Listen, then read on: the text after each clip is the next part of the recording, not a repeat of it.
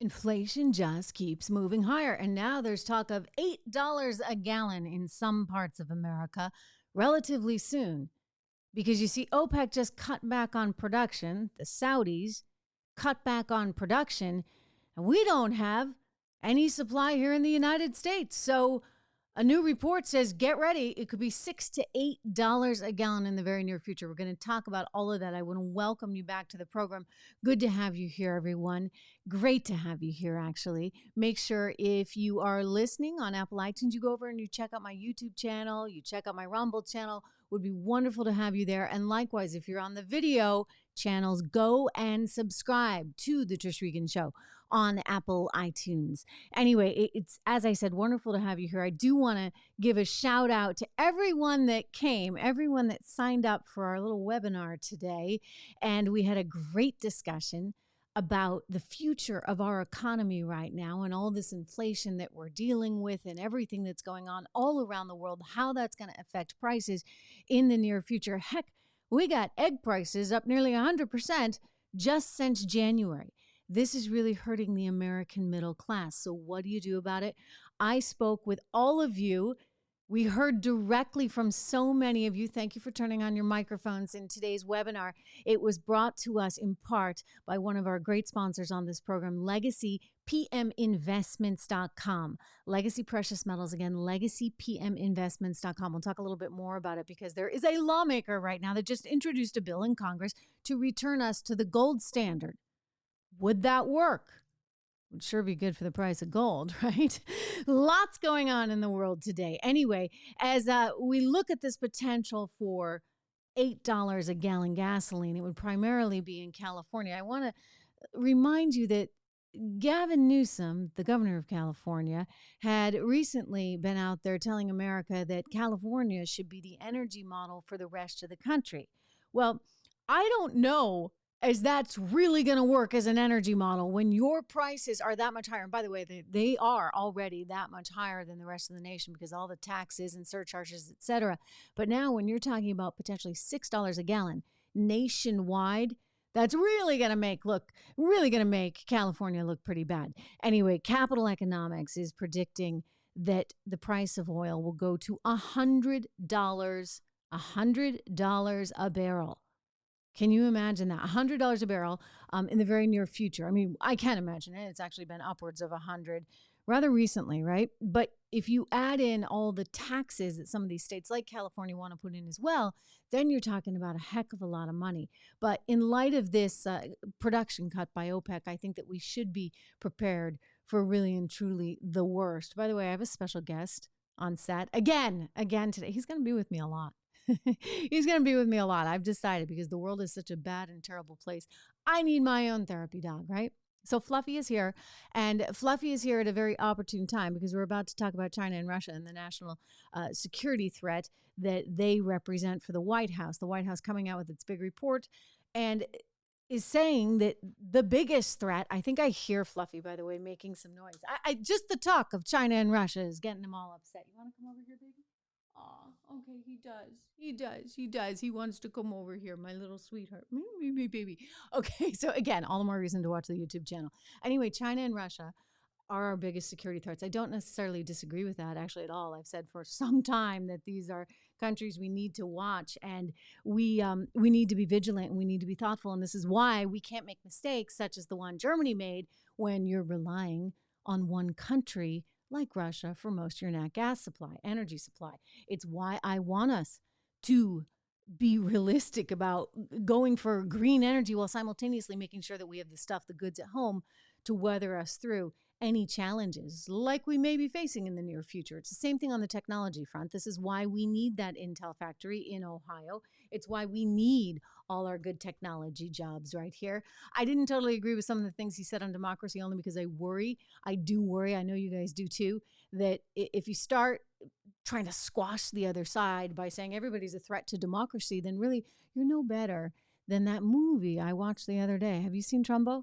If you haven't, go watch it again. It's basically sort of the reverse of what's going on now. And that can happen very easily because whoever's in charge will be calling the shots. And we pride ourselves on being a country that welcomes all kinds of speech. You need that diversity in speech for real and true democracy. Anyway, that's the big news out of the White House today. And like I said, little Fluffy's here for a reason, right? Right? Because things are so tough out there. But you're looking good. You're looking good, buddy. If you can hear him on the microphone, he's making a little bit of noise, not a tremendous amount, but he is my sweet little dog who I've had several years, and he kind of goes with me everywhere. I keep him in my purse sometimes and bring him into, within reason, right? I'm not totally crazy, but I like to bring my dog, around town when I can. Anyway, he's just a sweetheart, and he's so good. I mean, he is all the time actually in here, and I don't always bring him up onto set, but because I have a wonderful new group on the show that I wanted to tell you about, it made all the sense in the world because he was kind of a picky eater, and I got him to start eating. I got him to eat all his food, and in a good way, in a healthy way, with the nutrients that he loves. And one of the ways I did that was through this company called Rough Greens, and it was started by a naturopath doctor, Dr. Dennis Black, who created a formula of just pure vitamins. If I read the list off to you, you'd be really, really happy. My kids were excited to see it because there's all these vitamins and all these good things that they knew Fluffy would love. And he's been eating all the time, and he's looking good, right? And fluffy. So I encourage you to go check out Rough Greens. He likes it. He likes it, baby, don't you? So go check out Rough Greens. And I think you're going to be happy. They've got a great program where, if you don't like it, you get your money back. And if your dog doesn't like it, you get your money back. But it's worth a shot. And it's good to see him so happy. And I think your dog would be too. Anyway, I've got some news about the gold standard that we're going to talk about. You want to talk about gold? Baby, you want to? Yeah? Yeah, honey? Anyway, the gold standard is back in play right now after a congressman introduced it recently.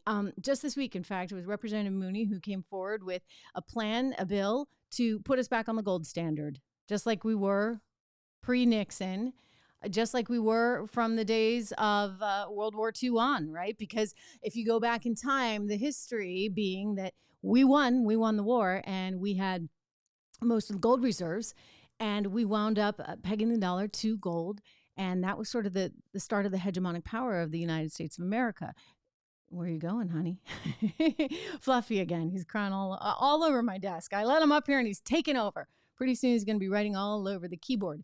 Anyway, the idea was the U.S. would be able to help sort of regulate the world economy. And that is what we did for so long. But once we lost the gold standard, once we broke that gold standard and we no longer pegged gold to the dollar, well, and we had to, by the way, at the time. There was a lot of stuff going on in France, wanted all its gold back, et cetera, et cetera. So we kind of had to do that. But nonetheless, in light of it, we have been able to print just as much money as we could ever possibly want. I mean, that is, you want to show your face? Because you're kind of there under the table. Yeah. This is Fluffy again. We were able to print as much money as we wanted. I'm going to put you over here so that you are out of the way, honey bunny. He's got his own seat. You want to go there? Yeah. Okay. He's got his own seat. As I said, he's right here. Anyway, we printed all this money, and the consequence was inflation that we're now looking at, really significant inflation. I mean, it was okay for a little bit, but if you think about the purchasing power of the US dollar, say since the year 2000, it's declined 30%. Since we became so significant, we had the Federal Reserve. I mean, we passed that Federal Reserve Act back in 1913. If you look at that, you had the Fed involved from 1913. We have lost 97% of our purchasing power. But I do think it's significant to note that between 2000 and 2022, that loss in purchasing power has been 30%, which means, you know what? Your dollars just don't buy you as much as you thought. Okay. He's back on set. The special treat time for mommy and for you. Anyway, so we've had this return to the gold standard proposed, and it gets a lot of people excited that really like gold. I talked to Charles Thorngren about it from Legacy Precious Metals on this special show, this special webinar where so many of you came in, you asked questions. For those of you who I couldn't get to for questions, I apologize. I encourage you to go to trishintel.com, sign up for my newsletter, and submit your questions. That way we'll try and get some of them answered. But anyway, legacypminvestments.com was the sponsor of this, and Charles was on and had a lot of interesting things to say, including he had a view on whether or not we should go back to the gold standard. It would kind of surprise you given that he is running a gold company, precious metals company. Anyway, go check that out. We're going to submit the whole podcast online, so many of you will hear yourselves that participated. And when we do it again, I'll make sure that you get an invitation. They're exclusive invitations that go up. You have to be signed up at trishintel.com. Sign up at my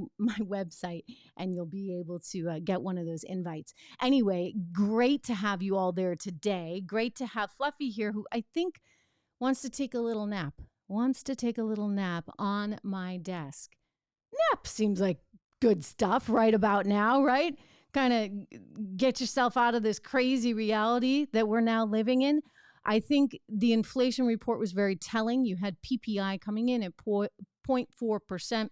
These are wholesale prices. So you always see a direct correlation there between the spike in wholesale prices into the price that consumers pay for goods. And I think that food and energy and housing, all these things that matter to people, they have increased so significantly in recent months. And that's not going away.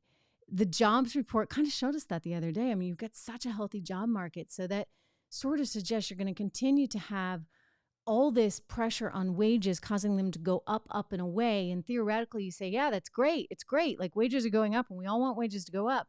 But simultaneously, you have the cost of everything going up.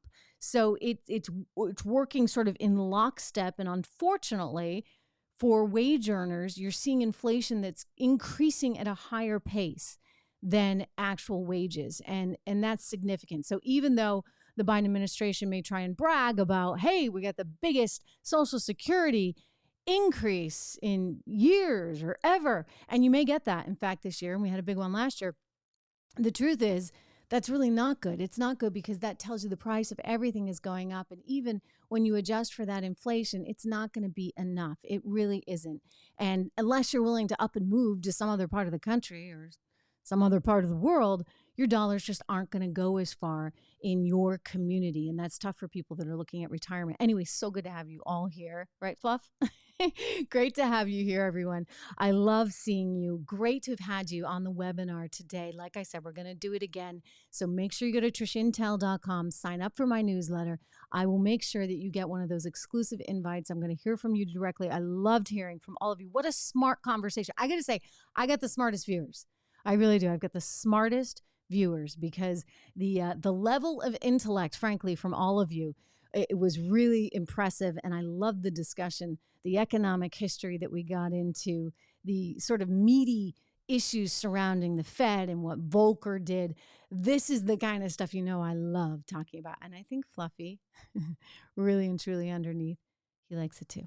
All right. I will see you back here tomorrow. Have a good one.